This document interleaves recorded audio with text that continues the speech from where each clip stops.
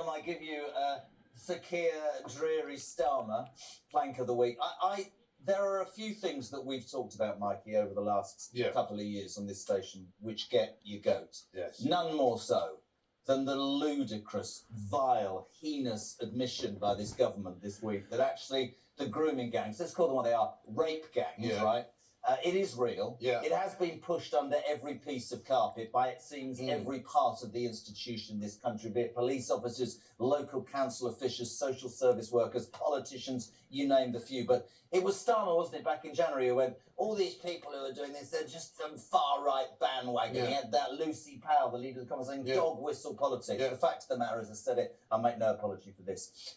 Even Mrs. Balls had to admit the majority of the perpetrators are British, Pakistani men, Muslim men, a large number, oh, there's a surprise, are illegal migrants. We don't know who the hell we're letting into our country. Even the Labour Party have to admit this. And for him to have just gone, do you know what, it's just right-wing politics. I would love Keir Starmer to go upstairs in 10 Downing Street if his kids live with him anymore and go up to his 14-year-old daughter while she's doing her homework at night and think, do you know what, I wonder what I would do as a father if you've been raped by a man. I don't care about the colour of your skin or where you come from. Somebody who thinks it's okay, or an institution or a being that puts that under the carpet, doesn't have a place in the country I want to live in. Sorry, but I feel so strongly about it. Very well said. I think we all agree. Idiots. Let's have a look at what Kerry Badenoch had to say. 3 times, Mr. Speaker, these Labour MPs voted against the national inquiry. They voted against it 3 times.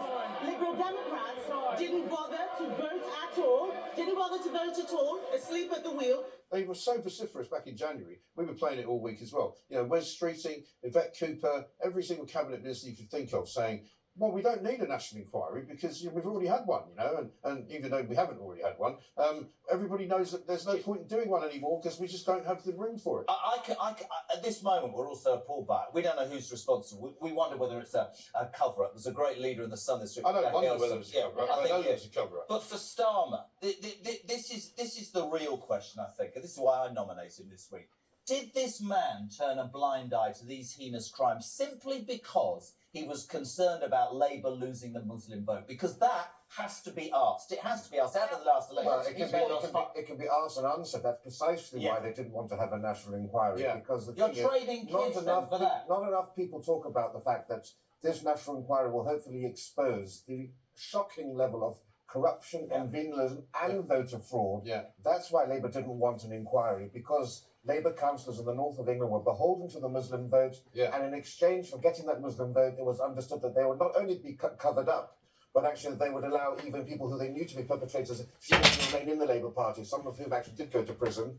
And even we had a guy called Raja Mia on my think tank, the New Culture Forum, a great whistleblower, who told us how Muslim leaders sent out people to Muslim voters' houses to get their postal votes. They just signed them, and these blank postal votes were then sent in masses, were signed off for Labour MPs and for Labour councillors. I think this is part of the reason why they had local council-led inquiries. It's a whole... to have the councils do their own homework. Don't you think it says an awful lot about this man and this station? Long before I was doing it, he would have been called a racist 3 years ago. Nigel Farage did this in 2014. It is not racist, it is a known fact, and it is disgusting, and it has no place. Yeah, but it's emblematic of his also very lawyery attitude. He didn't listen to the hundreds of thousands of white working class girls. All he listened to was Baroness Casey, who was obviously had Labour affiliations. She delivered, though. Well, yes, but she had to put together a 200-page report for him to even listen, which just shows how clinical he is. If and it's I don't not think on the he paper, expected, and he didn't expect it to say what it said. Correct. I think he wanted her to bury it and to come back and go, do you know what, you're absolutely right,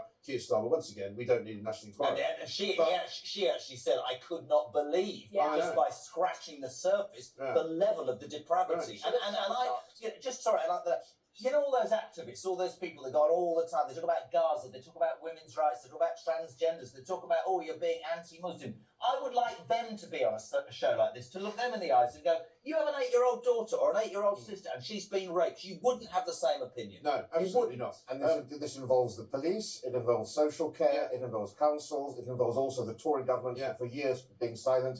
People need to lose their jobs, and go to prison. Yeah, it also includes some current Labour MPs. Howard, you must have been as shocked as I was when you saw Sean Davis, the MP for Telford, getting up in the House of Commons yesterday and basically saying that Amber Rudd prevented him from doing an inquiry into the grooming gangs of Telford, when in fact he'd actually written a letter to Amber Rudd and signed it when he was the leader of Telford Council, telling her not to do one because it wasn't necessary. Yeah, absolutely right. And that, not only that, I mean, we know they trade votes.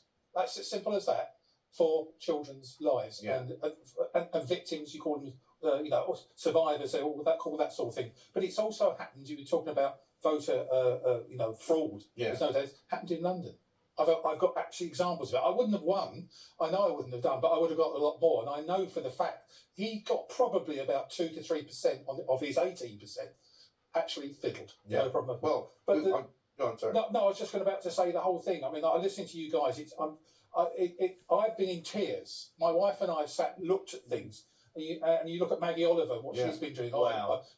She should be a dame Yeah, now. Those sorts of things. When you see David Beckham and Sadiq Khan, which you did last week, I know. But the fact is, these people have done this out of the goodness because they're good people. These Labour politicians, these Labour councillors, are not good people. No, they really aren't. So look at Jess Phillips. You can take a view on whether she's a good person or not. Here's what she said this week. People have turned a blind eye. There's no two. I'm not denying that, including you. Absolutely not me. I have never turned a blind eye. I never would shy away from calling a problem what it is. Oh, really?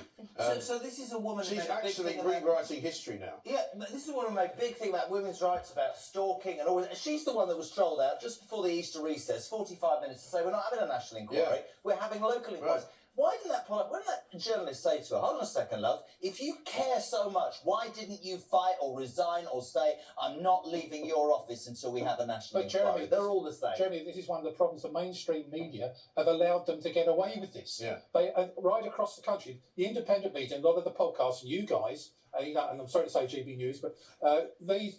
Don't be sorry. No, well, I would say, but Charlie Peters has done a crack. Yeah, he has. Those are the sorts of people that have done a good job. But where have been the big names in the papers? Yeah. Where have they been? Well, the day before the Casey report came out, the day before News at 10 on BBC One did an expose on the grooming gangs. I sat there saying, finally, and there was a girl talking about this group of white men. This group of white men, The day before this comes out, the amount of gaslighting that's going on here. Even Dan Hodges, who used to be, I've actually groomed him, if you pardon the expression, because he's now gone from supporting Labour to absolutely attacking them all the time. And he today, this week, wrote a piece in the Mail where he says Starmer's known about this for 10 years. Don't pretend that he didn't. And it's rotting at the heart of Labour. I think that's my point. As soon as you open that door, you smell the rotting fish, and that's where it's. I think that's the point. I just don't understand how any person thinks that it's okay to hide that. I know, it's rotten, absolutely rotten. Let's have a look at what Baroness Casey, who wrote the report, had to say this week about cover-up. I was following through on a children's file and archive, and found the word Pakistani Tipexed out. And I thought whoever did that inadvertently was giving ammunition to the English Defence League. If good people don't grasp difficult things,